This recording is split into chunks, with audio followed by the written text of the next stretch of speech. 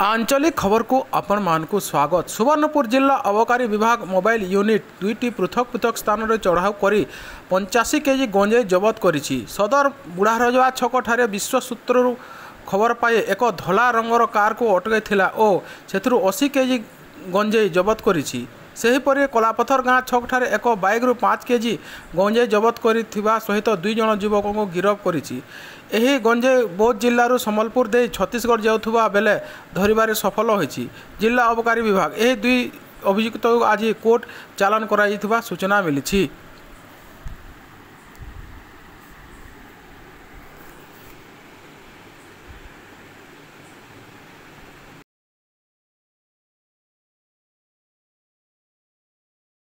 आज सकाले आमर गोटे जॉइंट रेड होता Sonpur excise team district mobile unit और रेंज मिलित भाव में चढ़ाऊ कर आमर सोनपुर उपकंठ बुढ़ारजा छक एवं कलापथर पाखु गंजेई जबत होइछे एवं ए संक्रांत रे 2 गोटी मामला रुजु कराई 63/24/25 रे मामला रुजु कराई वशिष्ठ प्रधान नामक जन व्यक्ति को गिरफ्त कराई एवं ए संक्रांत रे तांको पाखु 80 केजी गंजेई एवं गोटे धला रंगर Maruti Suzuki Swift Dzire car जबत कराई।